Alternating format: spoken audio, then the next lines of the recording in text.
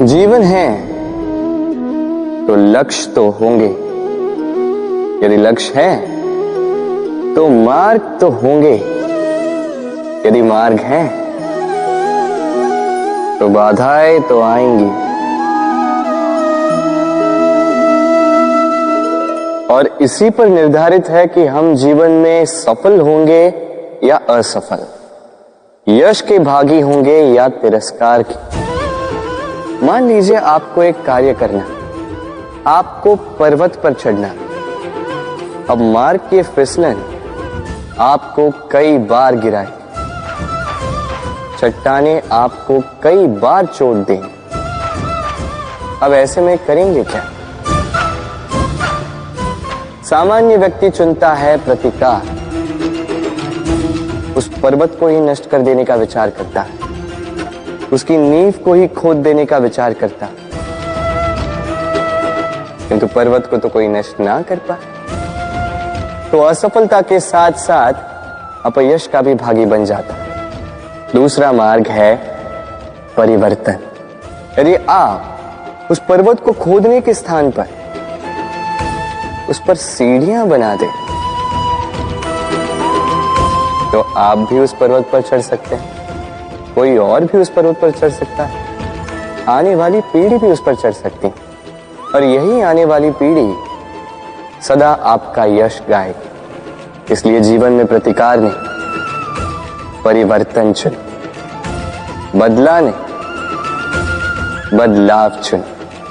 आपकी ये बाधा आपकी मित्र बन जाएगी। राधे राधे। संसार में सबसे अधिक पवित्र माना जाता है गंगा जल को। कभी सोचा है क्यों? क्योंकि गंगा जल का आविर्भाव ही शुद्ध होता है, उसका जन्म शुद्ध होता है, जहां से उसका प्रारंभ होता है वो शुद्ध होता है। और प्रारंभ का शुद्ध होना अति आवश्यक है। हमारे जीवन में प्रारंभ होता है हमारे विचार से। अपने विचार शुद्ध रखें, क्योंकि इन विचारों से बनते हैं आपके शब्द। आपके शब्द शुद्ध रखें, क्योंकि इन शब्दों से आपके कार्य संपादित होते हैं। आपके कार्य शुद्ध रखें, क्योंकि ये कार्य बनाते हैं आपका स्वभाव। स्वभाव से बनती हैं आपकी आदतें, और आदतों से बनता है आपका चरित्र। और ये चरित्र संसार के समक्ष आदर्श के रूप में आता है।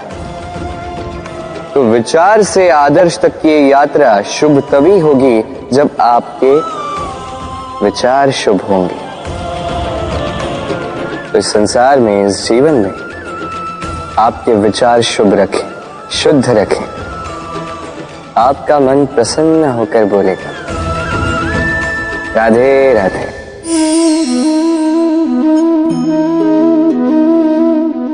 दूध और माखन। यदि मैं आपसे पूछूं कि इन दोनों में संबंध क्या है, आप कहेंगे सरल सी बात है, दूध से ही तो माखन बनता है। यदि मैं आपसे पूछूं कि इन दोनों में अंतर क्या है, तो कोई कहेगा एक तरल है तो दूसरा ठोस, कोई कहेगा एक जनक है तो दूसरी संतान। नहीं, इन दोनों में अंतर है शुद्धता का। माखन दूध से कहीं अधिक शुद्ध होता है। इस बात को कुछ इस प्रकार समझा जा सकता है। यदि कोई कीट आकर उस पात्र में गिरे जिसमें दूध गिरा है, तो आप क्या करते हैं? आप दूध को फेंक देते हैं। किंतु यदि कोई कीट आकर उस पात्र में गिरे जिसमें माखन रखा गया, तो आप क्या करते हैं? आप उस कीट को निकाल कर फेंक देते हैं। ये कीट मैला है, ये कीट दूषित है। और यदि हमारा मन निर्मल ना हो, तो ये कीट हमारे मन को भी दूषित कर देगा, उसे मैला कर देगा। किंतु यदि हमारा मन माखन की भांति शुद्ध हुआ, तो कुविचार को स्वयं से जाना होगा। स्मरण रखिएगा, इस संसार में कीट तो रहेंगे, अब दूध बनना है या माखन, निर्णय आपका। राधे राधे। आपने जीवन में कभी न कभी किसी पौधे को जल तो दिया ही होगा।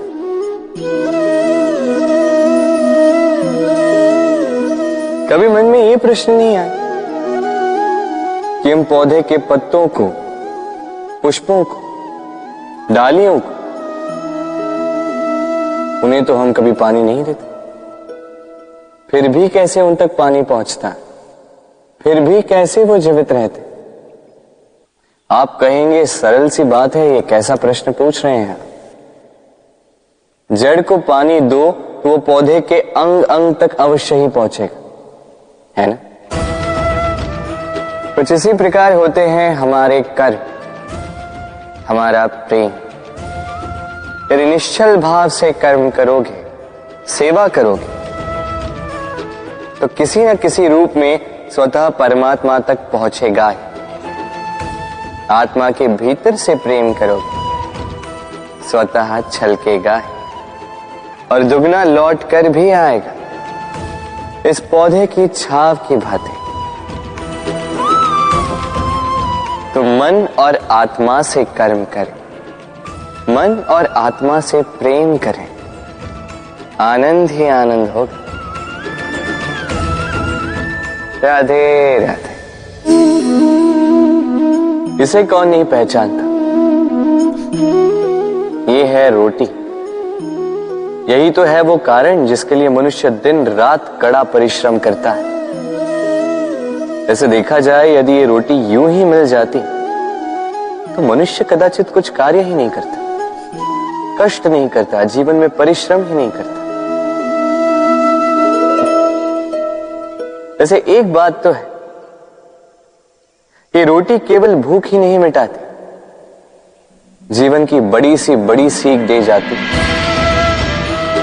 अब तनिक सोचिए,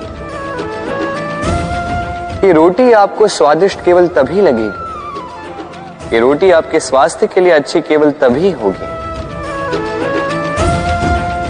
जब ये दोनों ओर से ठीक से सेकी जाएगी, है ना। हमारे जीवन में संबंध भी कुछ इसी प्रकार होते हैं। यदि दोनों ओर से अच्छे से निभाए जाए तभी आपको आनंद देते। इसलिए केवल पानी के लिए आतुर न रहे, लौटाने में भी विश्वास रखें।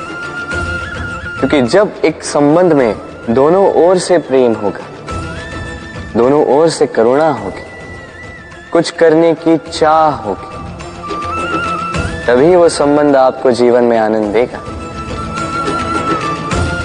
तो जब जब रोटी खाएं, स्मरण करें कि आपको आपके संबंधों को भी इसी प्रकार मधुर बनाना है। मन प्रसन्न होकर बोलेगा, राधे राधे। वर्षा में कई बार आपने इंद्रधनुष देखा होगा, सतरंगा, मन भाव। पहला प्रश्न, ये इंद्रधनुष बनता कैसे? होता यूं है कि जब वर्षा की बूंदों से प्रकाश होकर निकलता है, तब वो अपने वास्तविक 7 रंगों में विघटित हो जाता है और तब हम इस इंद्रधनुष को देख पाते हैं। दूसरा प्रश्न,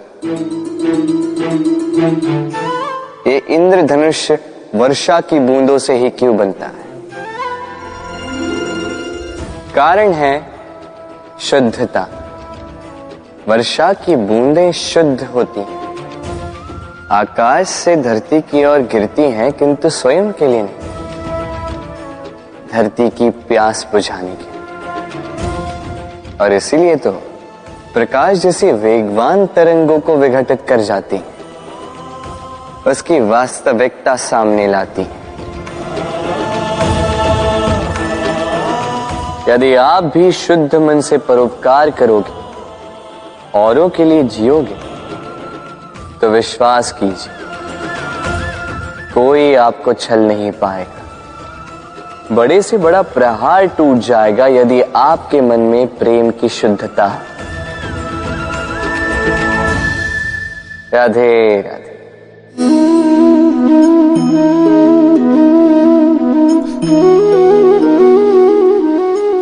आइए, आज आपको एक कहानी सुनाता।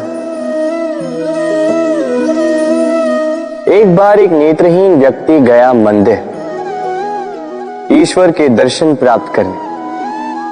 अब जब वहां उपस्थित लोगों को यह ज्ञात हुआ कि यह व्यक्ति नेत्रहीन है, तो कुछ लोगों ने उसका उपहास उड़ाना प्रारंभ कर दिया। वो जिसकी स्वयं की दृष्टि ही नहीं, क्या करने आया होगा यहाँ?